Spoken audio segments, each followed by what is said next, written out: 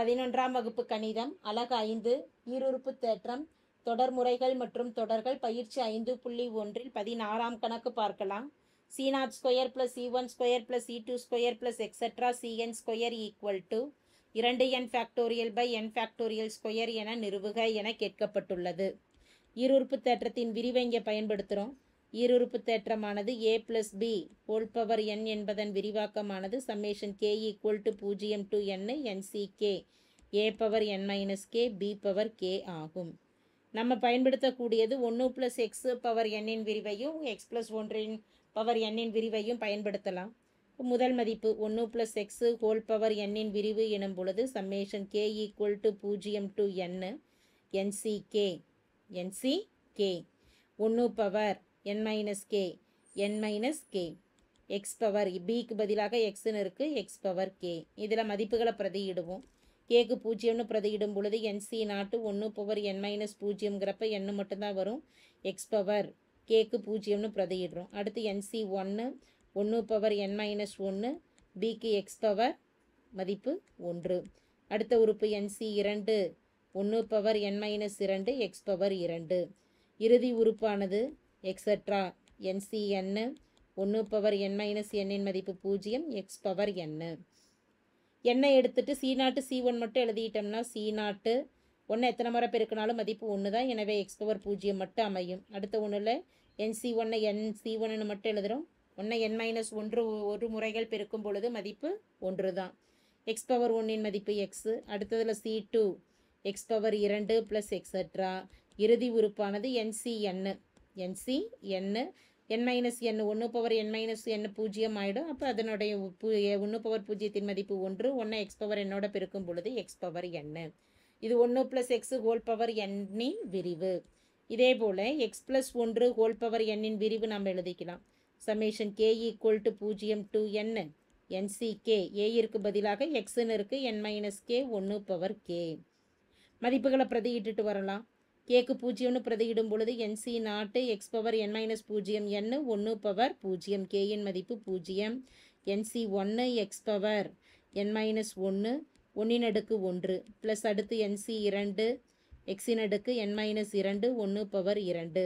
இறுதி உறுப்பாக plus ncn x power n - n b power n bக்கு பதிலாக 1ன்னு இருக்குது 1 பவர் n. முதல் நிபந்தனைக்கு பயன்படுத்தினது போலவே எண்ணை எடுத்துக்கிட்டு c0 c1 மட்டும் வச்சு எழுதும் பொழுது மதிப்பானது c0 x power n 1 power 0 மதிப்பு 1 ப்ளஸ் nc1ல் c1 மட்டும் எழுதிக்கிறோம் x பவர் n - 1. அடுத்த உறுப்பாக nc2ல் c2 மட்டும் எழுதிடுறோம் x பவர் n - 2. இறுதி உறுப்பானதில் ncn cnன்னு மட்டும் எழுதிடுறோம் x power n - n 0 1 power n இன் மதிப்பானது 1. இரண்டு உறுப்புகளையும் பெருக்கிக்கலாம். அதாவது 1 + x ஹோல் பவர் n பெருக்கல் x + 1 ஹோல் பவர் n இரண்டு மதிப்புகளையும் பெருக்கும் பொழுது முதல் ஒன்றுக்கு c0 x பவர் 0 அடுத்த ஒன்று c1 x power 1 plus c2 x அடுக்கு 2 இறுதி உறுப்பு ப்ளஸ் cn x அடுக்கு n அமையும். இரண்டாவது உறுப்புக்கு c0 x அடுக்கு n ப்ளஸ் c1 x அடுக்கு n - 1 ப்ளஸ் c2 x அடுக்கு n - 2 இறுதி உறுப்பாக அமைவது cn x அடுக்கு 0.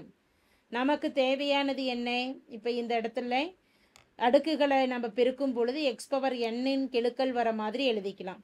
x பவர் n கெழுக்களை இருபுறமும் சமப்படுத்திக்கலாம். அப்படி சமப்படுத்தும் பொழுது 1 + x இடதுபுற மதிப்பில் பார்த்துட்டோம்னா இந்த 1 + x 1 + x எப்படி எழுதலாம்னா 1 + x ஹோல் பவர் என்னன்னு எழுதிக்கலாம். 1 + x whole power n + n அடுக்குகள் சமமாக இருக்கிறப்ப அடிமானம் சமமாக இருக்கிறப்ப அடுக்குகளை கூட்டிட்டோம்னா 1 + x இந்த இரண்டு உறுப்புகளையும் சேர்த்து எப்படி எழுதலாம் 1 + x ஹோல் பவர் 2 என்னன்னு எழுதிக்கலாம். n + 1 2 x பவர் n இன் கெழுவாக அமையக்கூடியது இடதுபுறம் பார்த்துட்டோம்னா 2n எழுதிக்கலாம். RHSல c0ஓட x power 0 x power n பெருக்கிக்கிட்டோம்னா x power n வரும். எனவே c0² 2 c0 x power 1 x power n - 1 பெருக்கும் பொழுது நமக்கு மதிப்பு 1 + n - 1 + 1 - 1 0 ஆகிடும். அப்போ x பவர் 1 வரும் c1². இதே போல் c2². இறுதி உறுப்பாக x பவர் 0ஓட x பவர் n கூட்டும் பொழுது x பவர் n அதனுடைய மதிப்பு cn² அமையும்.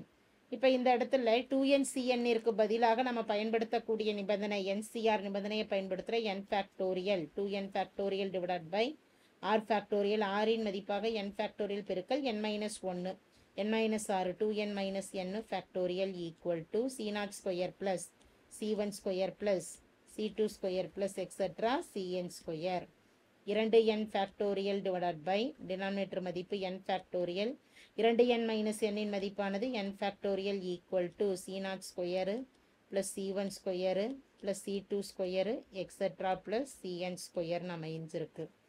இதை சுருக்கம் இடதுபுறமும் வலதுபுறமும் மாற்றி எழுதும் பொழுது C0 square plus C1 square plus C2 square plus extra plus Cn square என்பது ஈக்குவல் டு RHSல 2n factorial divided by denominator மதிப்பு n ஃபேக்டோரியல்ங்கிறது 2 டைம் இருக்குது. அப்போ பெருக்கல்ல இருக்கிறனால n ஃபேக்டோரியல் ஹோல் ஸ்கொயர்னு எழுதிடலாம்.